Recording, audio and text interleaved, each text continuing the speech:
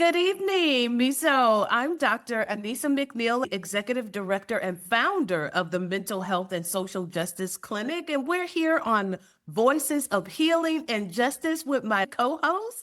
It's always tied to how we feel about money and how Mhm. we manage money.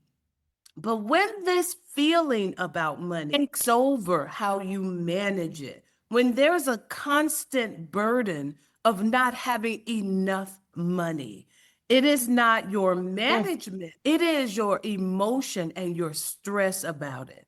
They can take a little piece of bread Yeah. and make that little piece of bread into something else, miso, and turn it into a whole meal. And you're like, you did that whole thing Mm. out of you turned bump into a whole thing. I think it's very important that we don't focus on financial planning because the whole world is going through almost a recession. There's only so much planning you can do because we wake up the following day, the prices are up high, and our basic needs still need to be met. And the emotions that come with that, complete shock, confusion, fear, failure, grief, betrayal, okay. But I've also got the life that I want to live as well. Many of us are not asking for a lot, but we're finding that the very basic, the littlest that we can get are the very things that we're not getting. So the emotions and the challenges that come with that, we have been living below our means. We have been budgeting, but things are still not coming together. And so you can recognize things are not coming together. Me, so how do we fight off that initial grief? That, oh Mm, my word, again this month? mm, I can't do mm, this again. I've mm, got to make mm. $1 out of 1,500 Rand. How do I make 100 Rand turn into 1,500 Rand? I've been Mm, doing that mm. for the last few months. I'm exhausted. Indeed. So there's that Mm. initial bit of grief, like, oh my goodness, again. That second emotion called anger, a justifiable anger. Yeah, can we Mm, talk about that, Miso? How you can just feel mm, grief? Like, really? I'm doing this mm. again? 100% grief comes in all shapes and form. When we say grief, we are generally saying a loss of something assumed was ours, meant to be there, and we can no longer get.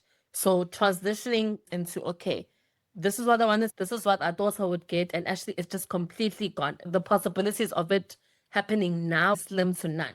So definitely the grief aspects, and they come in different stages. Anger is definitely one of the most easily and most prominently experienced first form of symptoms of grief, where there's anger of, I'm trying, I did this for the past 3 months. I'm at a point where I'm tired. When am I going to get my break? But your break hasn't come yet. So there's frustration. But what else am I supposed to do? I always say anger comes from a sense of betrayal. It's a sense of loss of control. And that can be one of the most scariest spaces to be in, and the sense of disappointment that I'm not feeling angry, but I'm feeling betrayed, lost. I've got no sense of control. So what's the point? What's the reason of all of this? And often people say, no, there's a lesson to learn. We need to be patient. The bills are not going to be patient with me. What am I going Exactly. to be learning with regards to the fact that the bills need to be paid? Because that's something I know, but clearly my money is not understanding that at all. Exactly. And so we also want to talk about the stress that comes. You have that initial awakening. This is yet another month where I don't have enough rent. And you feel grief and you feel a little bit of anger. Most of Mm, us begin to operate. We begin to move and make moves happen in mm, our society. But that also mm, with anxiety about making this happen. I've got to make this happen indeed. because if I'm able to get this loaf of bread, then I can do this and I can do this and I can do this. So Mm, you become hyper vigilant and you have a lot of emotions when many people around you are like, Dr. McNeil, that's a loaf of bread. Why are you so stressed? I must have yes, it. I must get it. And that anxiety, indeed. we can see it and feel it because of that financial pressure. Can we talk about that a little bit, Yes. Miso? Yes, there are certain things, Dr. McNeil, that we believe are just the basics. Certain foods, for example, are considered a basic. Getting the normal loaf of bread, getting maybe the polony for the children, being able to have a carton of milk, some sugar, some tea. There are genuinely people who are struggling very basics. And so it comes with the emotion of feeling like a failure, and it gets a sense of, I need this because this is going to be some sort of proof that I'm still alive, I'm still capable, I can still make it. Those are the doors that a lot of people are grappling with, needs to provide. This is evidence that I am providing. This is proof that my capabilities are there, they're still there. So you get those people who are like, but this is all I have. You can't take it away from me. The loaf of bread is able to feed people for 2 to 3 days within a small family. And at least it's able to be filling. We had belief in South Africa that a lot of us tend to eat heavy foods because we tended to not know where our next meal was coming from. That's why I've got the heavy pap, the stuff that when you sit down and eat it and say, yeah, now I'm full. And now we're finding even the current society, we can't even have those basics anymore. Putting people in huge turmoil. The natural next feeling would be anger, frustration, but the sense of defeat, genuinely defeated. And when you're feeling defeated, that sense of hope, even people are like, no, it gets better. It all becomes noise because the reality is I'm feeling defeated because here's the proof. I don't have anything. So what do you mean I must wait it out? That's what they've been doing. I know a lot of people, the wait is not happening anymore. We want to see action. We need evidence that we are human, we're alive, we have needs. Something has got to give. Exactly. And so if you find yourself having this financial stress, Miso, how do we manage that? I'm a life coach in the United States, and I tell some of my coaching clients, take a moment and appreciate yourself. If you could afford that one cup of tea, while you are drinking that tea, I want you to say, I appreciate Dr. McNeil. I appreciate my glasses. I appreciate that I'm still here. I am still here among the living, ready to make another day. So, no, I don't have all that I need or all that I want, but I am still here. And when you're having that tea and you're having this moment of gratitude, you also want to do something that brings you a lot of joy. And I know, Miso, on this show, we talk about my love of dancing all the time. But I had a client one time, she talked about humming her favorite tune. She would have her cup of tea, and in between her sips, she would hum her favorite tune.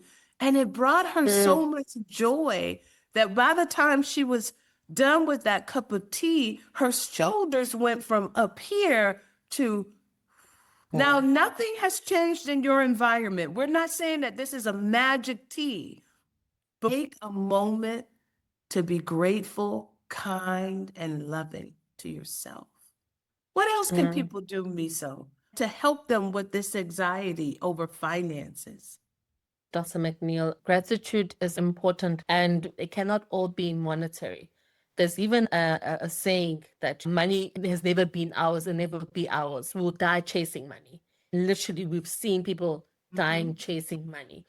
So we always encourage people to go back to the basics. Are fortunate enough to still have family, to still have people who love us, to still have friends who support us.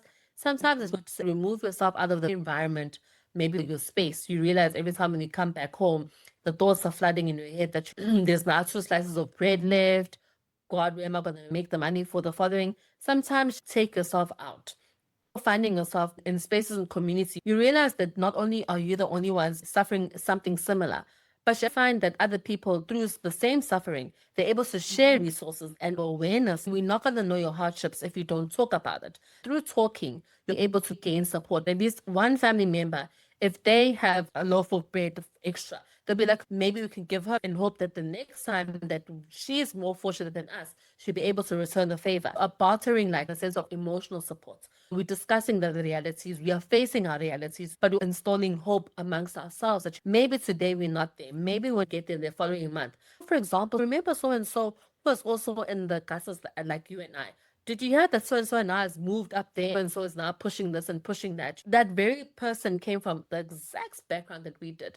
So who are we not to end up being in that same space within our own given time and our own given blessings? Definitely in life, the reality won't change. Sometimes having a sense of gratitude is what makes you or breaks you. We're encouraging the audience to take yourself out physically within that space, go out there, take your breaths in and out, walk around your neighborhood, and you never know who you might end up with who's in a similar situation, might be of help.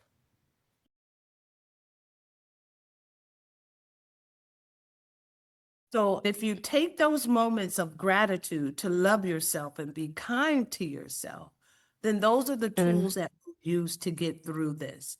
Financial anxiety is not the beginning of us, and it definitely won't be the end of us. But we have tools where we know what we can do to make it through. And remember, audience, that it doesn't rain always, and trouble don't last always. You're going to get through this financial difficulty, and you have the tools to get over your financial anxiety. We'll see you next time on Voices of Healing and Justice.